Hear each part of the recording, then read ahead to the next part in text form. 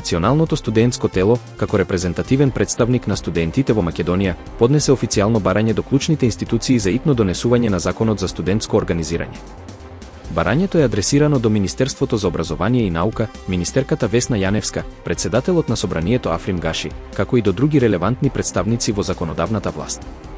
Студентите нагласуваат дека донесувањето на овој закон е од суштинско значење за обезбедување на легитимно, транспарентно и ефективно студентско представување. Тие истакнуваат дека без јасна законска рамка, студентските тела се соочуваат со ограничени можности за учество во донесувањето одлуки на универзитетите и во креирањето на образовните политики. Во контекст на ова барање, Демократскиот сојуз повика на итна собраниска седница за разгледување на проблемите со кои се соочуваат студентите, вклучително и донесувањето на Законот за студентско организирање. Партијата истакна дека е неопходно студентите да бидат активно вклучени во процесот на донесување одлуки кои ги засегаат нивните права и услови за студирање. Студентските представници изразија подготвеност да организираат мирни протести доколку нивните барања не бидат разгледани и прифатени од страна на надлежните институции. Тие нагласуваат дека активното учество на студентите во креирањето на образовните политики е клучно за подобрување на квалитетот на високото образование во земјата. Само во општина Шуто Оризари, 745 домакинства поднеле барање за субвенции за електрична енергија. Сепак, само дел од нив добиваат по 1000 денари месечно, бидејќи не сите ги исполнуваат условите за добивање на оваа помош. Општината соопшти дека субвенциите се наменети за најранливите категории на граѓани, вклучувајќи семејства со ниски приходи и социјално загрозени лица. Сепак, поради ограничените средства, не е можно сите апликанти да бидат опфатени со оваа мерка. Градоначалникот на Шуто Оризари изјави дека општината ќе продолжи да работи на обезбедување на дополнителни средства за да се прошири опфатот на субвенциите. Тој апелираше до граѓаните да се информираат за критериумите и да аплицираат доколку ги исполнуваат условите. Граѓаните кои не се избрани за субвенции изразија разочарување и побараа поголема транспарентност во процесот на избор. Тие истакнаа дека многу семејства се соочуваат со тешкотии во плаќањето на сметките за струја и дека е потребна поголема поддршка од страна на општината и државата. На 1 мај 2025 година, пред зградата на владата на Србија во Белград, се одржа заеднички протест на студентите и синдикатите. На протестот учествуваа Сојузот на самостојни синдикати на Србија, Обединетиот грански синдикат Независност, Асоцијацијата на слободни и независни синдикати, Обединетите синдикати на Србија Слога и Конфедерацијата на слободни синдикати. Протестот беше организиран по повод Меѓународниот ден на трудот, со цел да се истакнат барањата за измени на Законот за работни односи и Законот за штрајк. Според проценките на архивот на јавни собири, на протестот присуствувале околу 18.000 луѓе.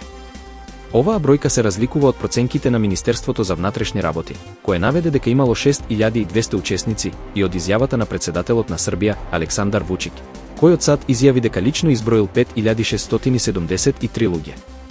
Овие разлики во проценките предизвикаа реакции во јавноста и дополнително го истакнаа значењето на протестот. На протестот беа представени и креативни активности, како што е слободен дневник организиран од Синдикатот Независност на плоштад Славија, кој го подготвија вработените во радиотелевизија Војводина. Овие активности имаа за цел да го привлечат вниманието на јавноста кон проблемите со кои се соочуваат работниците и студентите во Србија. Протестот се одвиваше мирно, без инциденти, и беше поддржан од различни групи на граѓани, вклучувајќи и оние кои не се директно поврзани со синдикатите или студентските организации. Овој настан ја истакна солидарноста меѓу различните општествени групи во борбата за подобри работни услови и права. Конгресменот Мајкл Волц изјави дека е горд што ќе продолжи да работи во администрацијата на Доналд Трамп, доколку поранешниот претседател победи на претстојните избори. Волц, кој е член на представничкиот дом од Флорида, истакна дека е подготвен да придонесе во реализацијата на политиките на Трамп и да помогне во враќањето на Америка на патот на успехот. Во интервју за медиумите, Волц нагласи дека верува во визијата на Трамп за силна економија, безбедни граници и почитување на традиционалните вредности. Тој додаде дека е важно да се има тим кој е посветен на интересите на американскиот народ и кој ќе работи напорно за да ги исполни ветувањата дадени за време на кампањата. Волц, поранешен офицер на Зелените беретки и советник за национална безбедност, има долгогодишно искуство во јавната служба. Тој е познат по својата поддршка на воените ветерани и по залагањето за силна национална одбрана. Неговата посветеност на јавниот сервис и неговото искуство го прават ценет член на тимот на Трамп. Со оглед на неговата подготвеност да се врати во администрацијата, Волц се очекува да игра значајна улога во формулирањето и спроведувањето на политиките на Трамп, особено во областите на националната безбедност и одбраната. Неговото учество ќе биде клучно во напорите за зајакнување на позицијата на САД на глобалната сцена. На 2 мај 2025 година, израелските воздухопловни сили извршија напад во близина на председателската палата во Дамаск. Премиерот Бенјамин Нетањаху изјави дека оваа акција е јасна порака до сириската влада поради зголеменото секташко насилство во Јужна Сирија, особено против друзите.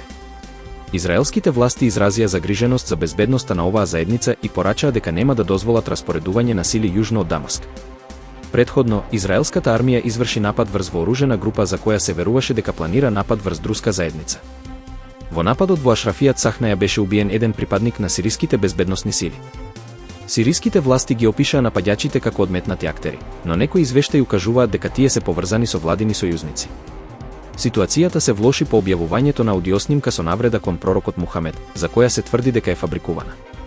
Ова предизвика напади врз друските населби Јараман и Ашрафијат Сахнаја. Сириското министерство за внатрешни работи соопшти дека безбедносните сили се распоредени во погодените области и дека е постигнат договор со локалните лидери за предавање на тешкото оружје и зголемување на безбедносното присуство. Друскиот духовен лидер Хикмат Ал-Хири го осуди однесувањето на владата и повика на меѓународна интервенција. Сириското министерство за надворешни работи одговори дека таквите повици водат кон понатамошна дестабилизација и поделби. Израел, кој ја нарекува владата на Шараа терористички режим, продолжува со воени операции во Сирија, тврдејќи дека ги штити друзите.